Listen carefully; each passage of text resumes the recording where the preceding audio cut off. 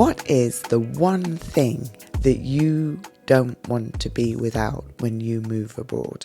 If you just consider now for a moment, is it a person? Is it a thing? Is it a hobby? What is the one thing that you absolutely do not want to be without? Reflect on that and have that as your starting point. If the one thing is a person who's going with you, then consider you have everything that's truly important sorted. If the one thing is a person who you're leaving behind, consider writing them a letter and consider when you're going to post it.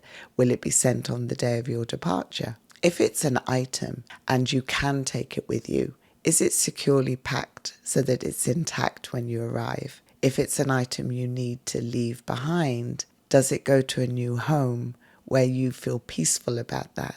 If it's something like a hobby, is it a hobby that you can research and work out how you can pick it up in your new environment? Or is it a hobby that's not realistic, it's not going to pan out there, and what would you be doing in its place that would bring about the same happy vibes that you have when you do the hobby that you're currently doing? These are some thoughts, and I invite you to start there. When it comes to the move itself, then we start practically, don't we? We start with the logistics and we think about that. We think about passports, visas and all these things. And we think about, are we taking just one suitcase or are we organising a shipping container?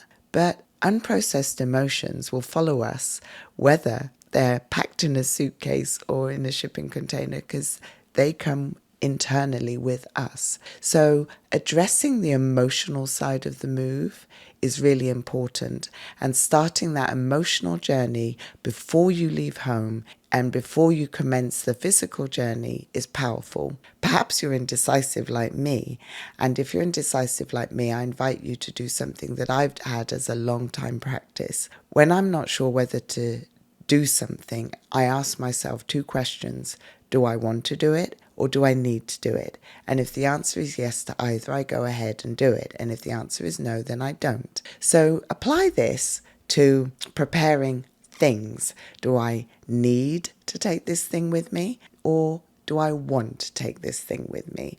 And if you need to and want to, then take it with you. If, however, you can consider buying it locally or replacing it once you arrive, that might be an alternative that you prefer. If you want it, this is where the emotional triggers start, because maybe you don't need it, but you really want it and you want to take it with you. So hold that thought for a moment. Staying with the physical things, a couple of tips. Start in one location in your home.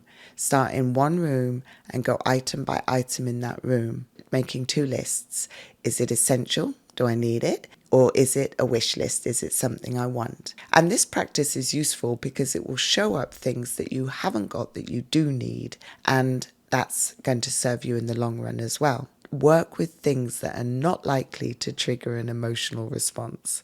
Do I need or want this kettle? Hopefully it's not necessarily an emotional response. And then you're now fortified and prepared with the things that you know you need to take with you. As I've said to you, I'm sure before, one of my favourite things to do is to surrender to expertise. So this is where you'd bring in, an international relocation company such as Crown Relocations, who are vast and comprehensive across the world, whereby they can support you and take care of your logistics, leaving you with the headspace and the physical space to now start working through the things that are more of an emotional connection. So when it comes to emotional packing, this can be really triggering and almost challenging, but it can also be really rewarding. So I had some practice because in the years prior to my move to America, I had to downsize not once but twice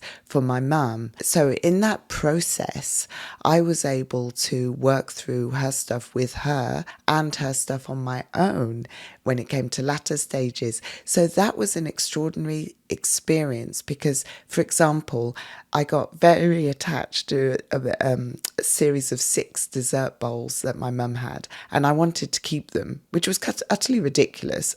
I don't entertain for big groups of people and things like that, but the bowls surfaced all the memories of baking with my mum on Sunday mornings, of entertaining, special occasions, when we would use these dessert bowls. So I wasn't needing the things. I was needing that emotional journey of having the time to revisit and evoke memories and be aware of them, present to them, and then store them in my own way. I didn't need the physical bowls. And so in a kind of Marie Kondo style, you can let go of those things. You can thank them for being there. You can thank them for being part of your life, and you can release them and let them go. And what's more, which is what I did, they can go to someone who's going to use them much in the same way as they were used in your memories.